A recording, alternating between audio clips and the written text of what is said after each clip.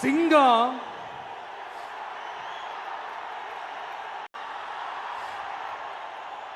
அந்த சவுண்ட்ல ஒரு 8 கிலோமீட்டருக்கு சும்மா அதிரும், எல்லா திசைகளும் அதிரும். அப்படிப்பட்ட அந்த சிங்கம் வேட்டைக்கு மட்டும்தான் வெளியில வரும், வேடிக்கை பார்க்கறதுக்கெல்லாம் வெளியில வராது. வேட்டையில கூட உயிரோடு இருக்கிற மிருகங்களை தான் வேட்டையாடும். அதுலயும் பெரும்பாலும் தன்னை விட பெரிய சைஸ் உள்ள மிருகங்களை தான் குறி வச்சு தாக்கும், ஜெயிக்கும். எவ்வளவு பசியில் இருந்தாலும் உயிர் இல்லாததை, கெட்டு போனதை தொட்டு கூட பார்க்காது. அப்படிப்பட்ட அந்த சிங்கம் அவ்வளவு ஈஸியா எதையும் தொடாது, தொட்டா விடாது.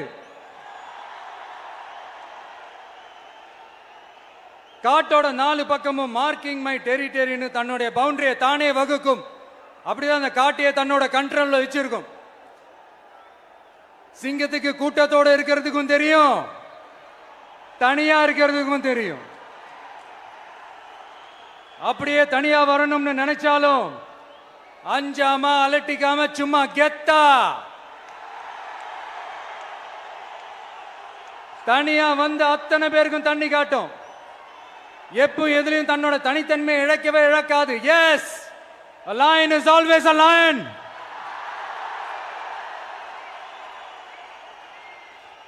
There are so many jackals and other animals in the forest, but there will be only one lion. And even if it is single, it will be the king of jungle. It is not only a description but also a clear declaration. சிங்கத்தை பத்தி பேசிட்டு நம்ம சிங்க குட்டிகளையும் சிங்க பெண்களையும் பத்தி நம்ம பேசாம இருக்க முடியுமா? அவங்கள எப்படி நான் மறப்பேன்? அவங்க தான் என்னுடைய உயிராச்சே, என் நெஞ்சில் குடியிருக்கும்.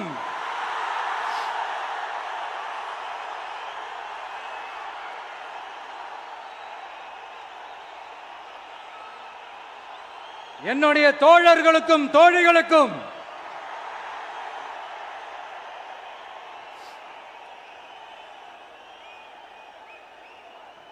நேர்ல வர முடியாத சூழல்ல வீட்டில் இருந்துகிட்டே நம்மளோட இந்த மாநாட்டில் நேரலை வாயிலாக கலந்துகிட்டு இருக்கிற என்னுடைய அம்மாக்கள், அக்கா தங்கைகள், அண்ணன் தம்பிகள், நண்பர்கள் அனைவருக்கும் என்னோட உயிர் வணக்கம்.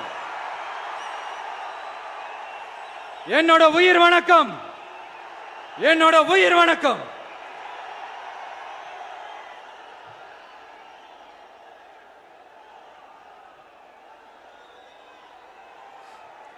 வீரம் விளையும் மாமதுரை மண்ணை வணங்குகிறேன்.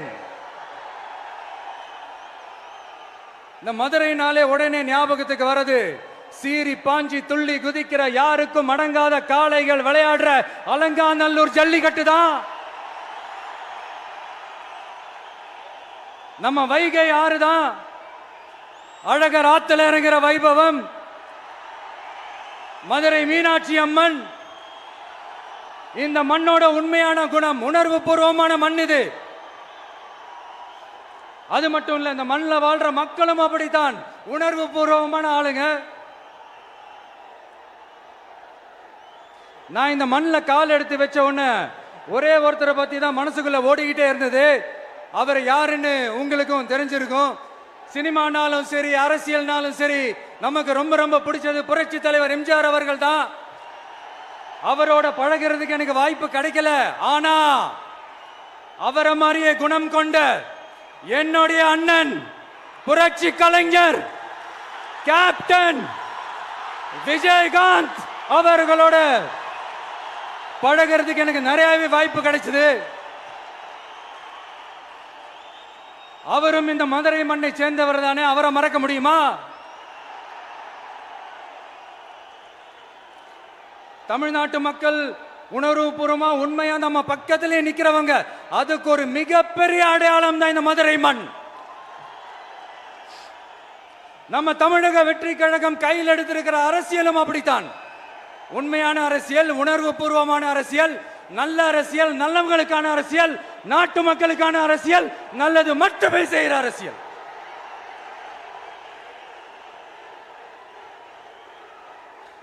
இதோ நம்மளுடைய இந்த இரண்டாவது மாநில மாநாடு வாகை சூடும் வரலாறு திரும்புகிறது.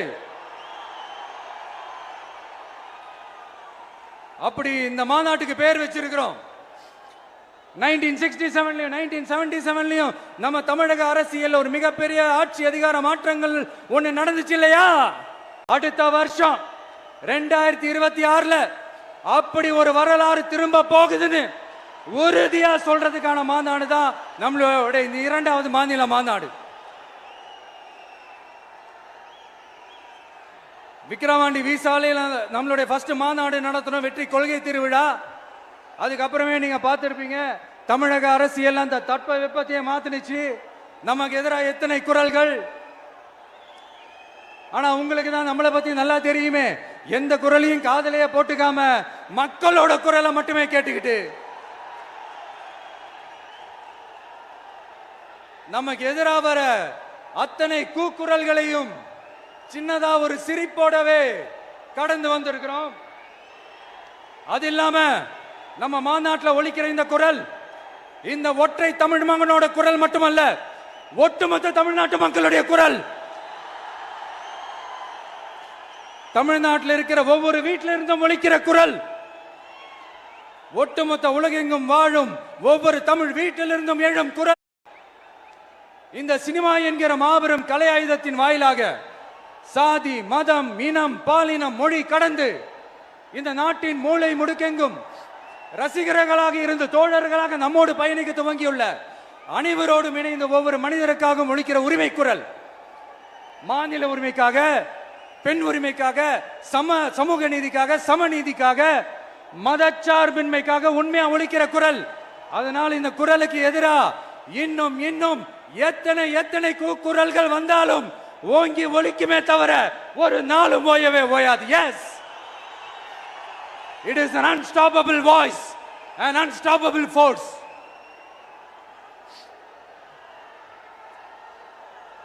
நம்ம அரசியலுக்கு வர்றதுக்கு முன்னாடி அட இவரெல்லாம் வர மாட்டாரியா, அவரே வரல இவரே வரல இவருங்க வர போறாரு அப்படின்ட்டு நிறைய பேர் ஜோசியம் சொன்னாங்க.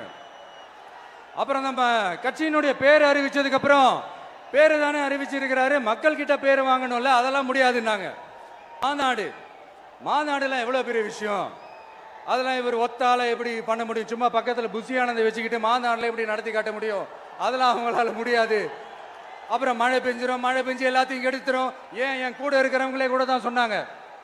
அதுக்கப்புறம் என்ன நடந்துச்சுன்னு உங்க எல்லாருக்குமே தெரியும். இப்ப புதுசா ஒண்ணு சொல்ல ஆரம்பிச்சிருக்கிறாங்க. அது என்னடானா, ஆட்சியை பிடிக்கிறதெல்லாம் அவ்வளவு ஈஸி இல்லை இல்லையா.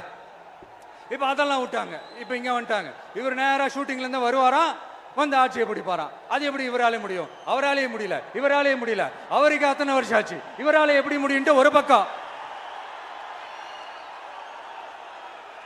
இன்னொரு பக்கம் கூட்டம்லாம் ஓகே தான், அது எப்படி ஓட்டா மாறும் அப்படின்றது இன்னொரு பக்கம். இப்படி கதை, திரைக்கதை, வசனம், இயக்கம், பாடல்கள்,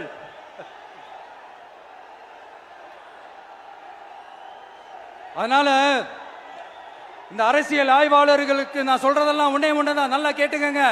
இந்த விஜய் ஏதோ இந்த பல லட்சம் பேர் கூடுற கூட்டத்தில் மட்டுமே இருக்கிறாரு அப்படின்னு மட்டும் தப்பு கணக்கு போட்டாதீங்க. ஏன்னா நம்மளுடைய இந்த கூட்டம் வெறும் ஓட்டா மட்டும் இல்லைங்க, வரப்போற தேர்தலில் மக்கள் விரோத ஆட்சியாளர்களுக்கு நாம வைக்க போற வேட்டா,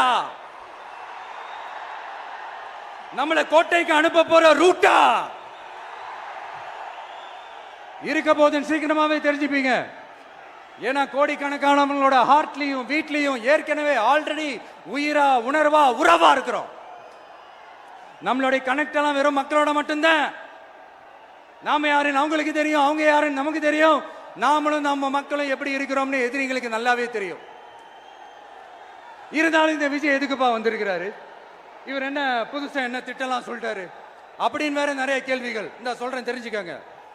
பெண் குழந்தைகள், பெண்கள் மற்றும் வயசானவங்களோட பாதுகாப்புல தான் நம்ம பிரையாரிட்டியே. அடுத்து இளைஞர்கள், உழவர்கள், உழைப்பாளர்கள், நெசவாளர்கள், மீனவர்கள், ஆதரவற்ற முதியோர்கள், மாற்றுத்திறனாளிகள், மூன்றாம் பால் இனத்தவர்கள்னு இன்னும் யாருக்கெல்லாம் கவர்மெண்டோட ஒரு ஸ்பெஷல் அட்டென்ஷன் தேவையோ அவங்க எல்லாருக்குமான ஒரு கவர்மெண்ட் அமைக்கிறது தான் நம்ம இலக்கே. நான் ஏற்கனவே சொன்னது தான் இங்க நான் திரும்பவும் சொல்றேன். நம்மளுடைய இந்த தமிழக வெற்றி கழகம் ஏதோ அரசியல் ஆதாயத்துக்காக தொடங்கப்பட்ட கட்சியெல்லாம் கிடையாதுங்க. கொள்கை கோட்பாடுகளோடு தந்தை பெரியார், பெருந்தலைவர் காமராஜர், அண்ணல் அம்பேத்கர், வீரமங்க வேலு நாச்சியார், மக்கள் சேவகர் அஞ்சலை அம்மாள், நம்மளுடைய 5 கொள்கை தலைவர்களோட வழிகாட்டுதல்களோடு தொடங்கப்பட்ட கட்சி. நம்ம ஸ்டாண்ட்ல நாம எப்பவுமே ஸ்ட்ராங்கா தாங்க இருக்கிறோம். அதுல எந்த மாற்றத்துக்கோ எந்த சமரசத்துக்கோ துளி கூட இடமில்லை. நம்மளுடைய ஒரே கொள்கை எதிரி பாஜக தான். நம்மளுடைய ஒரே அரசியல் எதிரி திமுக தான். எப்படி? நம்மளுடைய ஒரே கொள்கை எதிரி, நம்மளுடைய ஒரே அரசியல் எதிரி ஏதோ அண்டர் கிரவுண்ட் ஆதாயத்துக்காக டீல் போட்டுக்கிட்டு டீல் பேசிக்கிட்டு இந்த அலையன்ஸ் வச்சுக்கிட்டு இந்த ஊரை ஏமாத்துற கட்சி எல்லாம் நம்ம டிவிக்கே கிடையாதுங்க. யாருக்காகவும் எதுக்காகவும் எந்த பயமும் கிடையாது. மாபெரும் பெண்கள் சக்தி நம்மளோட இருக்கிறாங்க. மாபெரும் இளைஞர்கள் சக்தி நம்மளோட இருக்கிறாங்க. ஒட்டுமொத்த தமிழ்நாட்டு மக்களுடைய சக்தி நம்மளோட நிக்கிறாங்க. அப்படி இருக்கும்போது இந்தியாவில் இருக்கிற எல்லா ஸ்டேட்லயும் வாழ்ற நம்ம தமிழ் நெஞ்சங்கள் மட்டும் இல்ல, உலகம் பூரா 100க்கும் மேலான நாடுகள்ல வாழ்ற நம்ம தாய் தமிழ் உறவுகள் எல்லாருமே என்ன விஜய் தளபதி விஜய் இல்லனா விஜய் தளபதி இப்படி சொந்தம் கொண்டாடுற கோடிக்கணக்கானவங்களோட அன்பு மாசியும் நம்மளோட இருக்கும் போது, இவங்க எல்லாருமே நம்மளோட நிற்கும் போது எதுக்குங்க?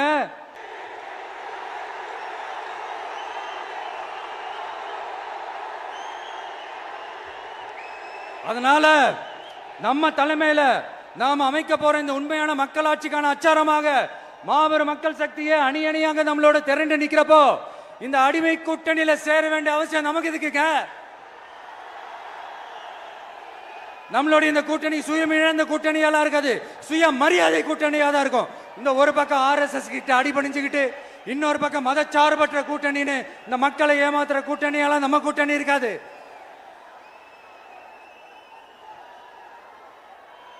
நான் இப்பவும் சொல்றேன், நம்மளை நம்பி வர்றவங்களுக்கு ஆட்சியிலும் அதிகாரத்திலும் உறுதியாக பங்களிப்பு செய்யப்படும். உடனே இந்த கேள்விகள்லாம் வரும். அப்ப யாரு கூட்டணி, யாரு வரா, யாரு போறா, இந்த கேள்விகள்லாம் வரும். இந்த கேள்விகளுக்கெல்லாம் ஒரே ஒரு பதில் தான், சஸ்பென்ஸ்ல சஞ்சாரம் செய்யுங்க. ஆனா ஒண்ணு, 2026ல 2 பேருக்கு நடுவுல தான் போட்டியே. ஒன்னு டிவிகே, இன்னொன்னு டிஎம்கே. இந்த போட்டி எப்படி இருக்க போதுன்னா, இந்த அலையன்ஸை வச்சு எப்படியாவது நம்ம தப்பிச்சிடலாம். என்ன இந்த அறத பழைய இந்த மேத்தமேட்டிக்ஸ் அரித்மேட்டிக்ஸ் இதெல்லாம் வச்சு எப்படியாவது நம்ம தப்பிச்சிடலாம் அப்படின்னு நினைக்கிறவங்களோட அந்த கனவு ஒரு நாளும் மைப்படாது. சரி, இப்ப நம்ம வேற ஒரு ஏரியாவுக்கு ஒன்று வருவோம். எதிர்காலம் வரும், என் கடமை வரும், இந்த கூட்டத்தின் ஆட்டத்தை ஒழிப்பேன்.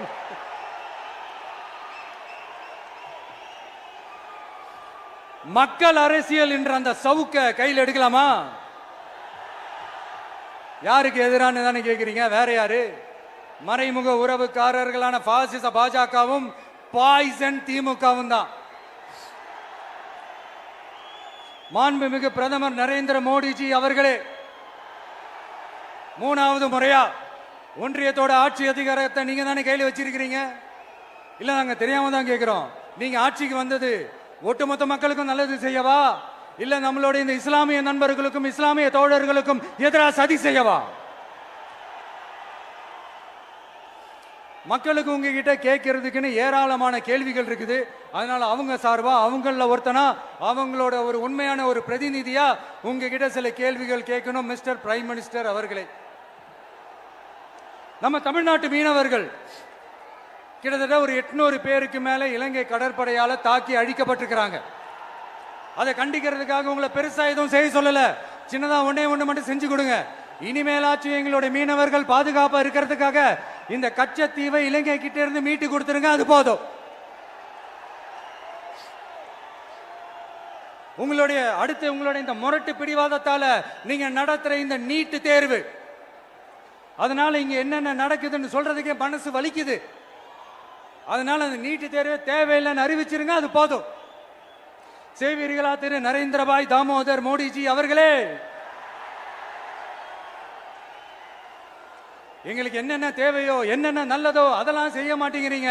ஆனா ஆட்சி அதிகாரத்தை மட்டும் கையில வச்சுக்கிட்டு மக்களை ஏமாத்த நேரடியாக ஒரு பாசிச பாஜக அடிமை கூட்டணி ஒண்ணு. அடுத்து உங்களோட இந்த மைனாரிட்டி ஆட்சியை ஓட்டுறதுக்காக மறைமுகமாக RSS அடிமை குடும்பம்னு இன்னொரு கூட்டணி. இப்படி மக்கள் சக்தியே இல்லாத இந்த ஊழல் கட்சிகளை மிரட்டி அடிபணிய வச்சு 2029 வரைக்கும் சொகுசு பயணம் போயிடலாம்னு திட்டம் தீட்டி வச்சிருக்கிறீங்க. அதானே ஜி? ஒண்ணு மட்டும் சொல்றேன், தெரிஞ்சுக்கங்க. என்னதான் நீங்க இந்த நேரடி மறைமுக கூட்டணி குட்டிகரணம் போட்டாலும் தாமரை இலையில தண்ணியே ஒட்டாது. தமிழக மக்கள் மட்டும் எப்படி ஒட்டுவாங்க?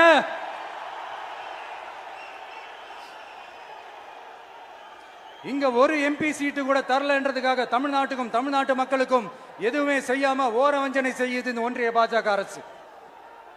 சங்கம் வச்சு தமிழ் வளர்த்த மண் இந்த மதுரை மண். அதனால இங்க அந்த கீழடியில கிடைச்ச ஆதாரங்களை எல்லாம் மறைச்சிட்டு எங்க நாகரிகத்தையும் எங்க வரலாறையும் அழிக்கிறதுக்காக உள்ளடி வேலை செய்யலாம்னு நினைக்கிறீங்க. தமிழ்நாட்டை தொட்ட என்ன நடக்கும் நீங்க பல உதாரணங்கள் இருக்குது. அதனால இதையெல்லாம் மறைச்சிட்டு எங்க மக்களை ஏமாத்திடலாம்னு மட்டும் நினைக்காதீங்க. மத நல்லிணக்கத்திற்கு பெயர் பெற்ற இந்த மதுரை மண்ணிலிருந்து சொல்றேன், உங்க எண்ணமெல்லாம் ஒரு நாளும் ஈடேறாது.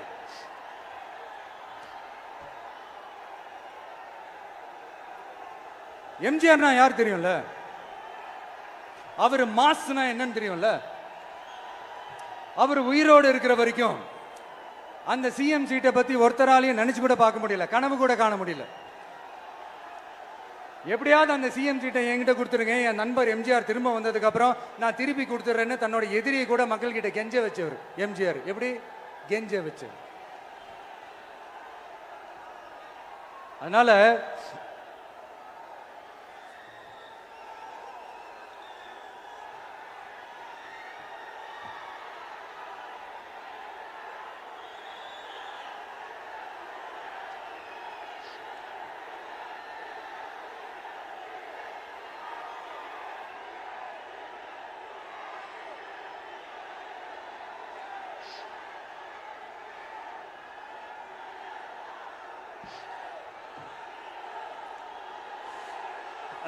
ஆனா இப்போ அவர் ஆரம்பிச்ச அந்த கட்சியை, எம்ஜிஆர் அவர்கள் ஆரம்பிச்ச அந்த கட்சியை கட்டி காக்கிறது யாரு? இன்னைக்கு அந்த கட்சி எப்படி இருக்குது அதை நான் சொல்லிதான் உங்களுக்கு தெரியணுமா என்ன? அப்பாவி தொண்டர்கள் அதை வெளியில சொல்ல முடியாம வேதனையில தவிக்கிறாங்க. 2026 சட்டமன்ற தேர்தலில் யாருக்கு ஓட்டு போடணும், எப்படிப்பட்ட ஆட்சி இங்க அமையணும்னு அந்த அப்பழுக்கற்ற அந்த தொண்டர்களுக்கும் ரொம்ப நல்லாவே தெரியும். அதனால என்ன வேஷம் போட்டுக்கிட்டு பாஜக இங்க தமிழ்நாட்டுக்குள்ள வந்தாலும் அவங்க வித்தை எல்லாம் இங்க வேலைக்கே ஆகாது. இப்படி பொருந்தா கூட்டணியா இந்த பாஜக கூட்டணி இருக்கிறதுனால இப்ப ஆட்சியில இருக்கிற இந்த வெற்றி விளம்பர மாடல் திமுக என்ன செய்துன்னு தெரியும்ல? பாஜகவோட உள்ளுக்குள்ள ஒரு உறவை ஒண்ணு வச்சுக்கிட்டு வெளியில எதிர்க்கிற மாதிரி ஒரு டிராமா ஒண்ணு பண்ணிக்கிட்டு, எதிர்கட்சியா இருந்தா போங்க மோடின்னு பலூன் விடுறது, ஆளுங்கட்சியா இருந்தா வாங்க மோடின்னு கொடை பிடிச்சுக்கிட்டு கும்பிடு போடுறது. இது மட்டுமா? ஒரு ரைடுன்னு ஒன்று வந்துட்டா போதும், இது வரைக்கும் போகவே போகாத ஒரு மீட்டிங், அதை காரணம் காட்டி டெல்லிக்கு போறது, அங்க ஒரு சீக்கிரட் மீட்டிங் நடத்துறது. நல்லா நோட் பண்ணணும் மக்களே, அந்த மீட்டிங் அப்புறம் இந்த இஷ்யூ அப்படியே காணாம போயிருக்குமே. அதேதான் Stalin uncle, what uncle is very wrong uncle.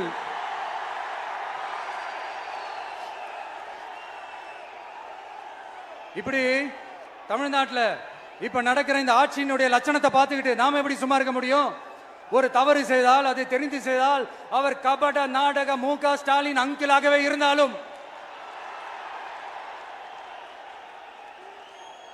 Uncle உங்களுக்கு மனசாட்சின்னு ஒன்று இருந்துச்சுன்னா நாங்க கேட்கிற கேள்விகளுக்கு மட்டும் கொஞ்சம் பதில் சொல்லுங்க அங்கிள். நீங்க நடத்துற இந்த ஆட்சியில நேர்மை இருக்கா, நியாயம் இருக்கா, ஊழல் இல்லாம இருக்கா? சட்டம் ஒழுங்கு சரியா இருக்கா? பெண்களுக்கு பாதுகாப்பு இருக்கா? பொதுமக்களுக்கு பாதுகாப்பு இருக்கா? இயற்கை வளங்களுக்கு பாதுகாப்பு இருக்கா? சொல்லுங்க மை டியர் அங்கிள், சொல்லுங்க. டாஸ்மாக்ல மட்டுமே இது வரைக்கும் 1000 கோடிக்கு மேல ஊழல்னு சொல்றாங்க.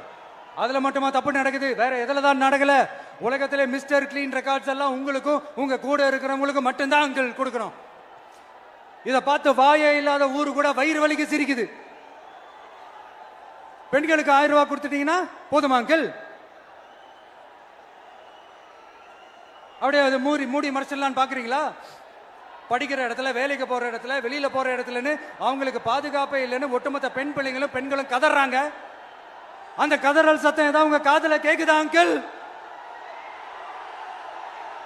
இதுல வேற உங்க அப்பான்னு கூப்பிடுறாங்கன்னு வேற சொல்றீங்க. What is this uncle? Is very very wrong uncle, is very very wrong. பெண்களுக்கு மட்டுமா பொய் வாக்குறுதி கொடுத்து ஏமாத்துறீங்க? அரசு ஊழியர்கள், ஆசிரியர்களை ஏமாத்துறீங்க, விவசாயிகளை ஏமாத்துறீங்க, பரந்தூர்ல பாதிப்பே வராதுன்னு சொல்லி ஏமாத்துறீங்க, மீனவர்களை ஏமாத்துறீங்க, போதைப் பொருள் கலாச்சாரத்தை ஒழிக்காம ஏமாத்துறீங்க. ஐயோ ஐயோ ஐயோ, very very வஸ்ட் uncle, very very வஸ்ட். எப்படி கேட்டாலும் இவங்க கிட்ட இருந்து எந்த பதிலும் வர போறதில்லை. ஏன்னா இருந்தா தானே.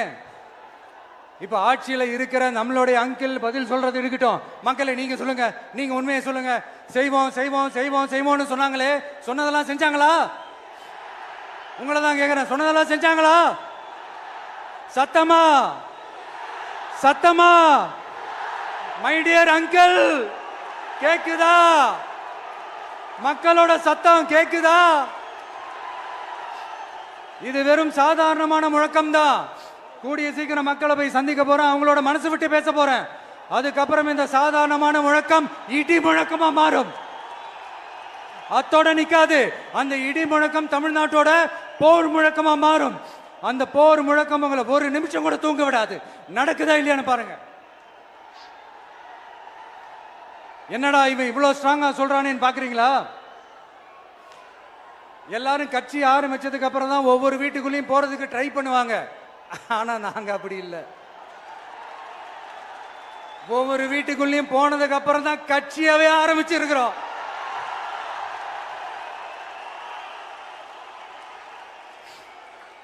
அதனால ஒட்டுமொத்தமா எல்லாருமா சேர்ந்து இந்த திமுக ஆட்சிய, கபட நாடக திமுக ஆட்சிய 2000 தேர்தலில் வீட்டுக்கு அனுப்புறோம். வீட்டுக்கு அனுப்புறோம். என்ன நண்பா, சரிதானே? என்ன நண்பி, செய்வீர்கள் தானே? இப்போ உங்களுக்கு சின்னதா ஒரு சர்ப்ரைஸ். நம்ம கட்சியினுடைய வேட்பாளர் பட்டியலை இப்ப நான் அறிவிக்க போறேன். அந்த வேட்பாளரும் நானும் வேறு வேறு இல்லை. நீங்க அவருக்கு ஓட்டு போட்டீங்கன்னா எனக்கு ஓட்டு போட்ட மாதிரி. இந்த முகத்துக்காக நீங்க ஓட்டு போட்டீங்கன்னா உங்க வீட்டில் இருக்கிற உங்களுடைய வேட்பாளர் ஜெயிச்ச மாதிரி. என்னடா இவர் ஏதோ ஓவரா சொல்றாருன்னு நினைக்க வேணாம். பிராக்டிக்கலா அப்படிதான் இருக்கும், அப்படிதான் இருக்கணும். நீங்களும் அப்படிதான் நினைப்பீங்கன்னு நான் நம்புறேன். ஏன்னா இது நம்மளை விட நம்ம எதிரிங்களுக்கு இன்னும் நல்லாவே தெரியும். அதனால எல்லாம் இந்த அதிகார பலம் எல்லாத்தையும் தூக்கிட்டு வந்துருவாங்க. வரட்டும், பாத்துக்கலாம். TVK will take it, TVK will meet it, TVK will compete with it and TVK will conquer it. TVK will conquer it.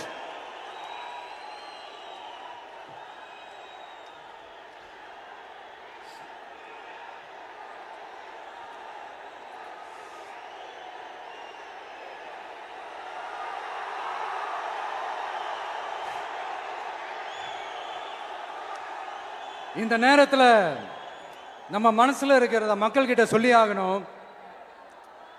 Thoothukudi ஸ்னோலினோட அம்மா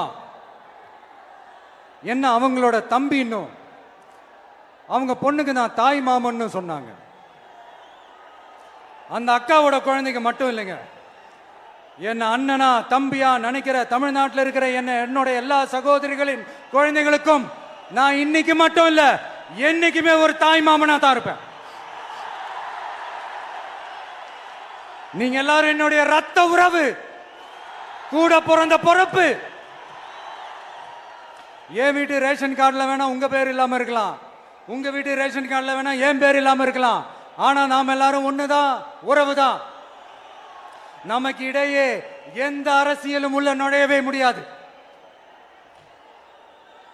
என்கிட்ட இருந்து உங்களையும் உங்ககிட்ட இருந்து என்னையும் எந்த சக்தியாலும் பிரிக்கவே முடியாது.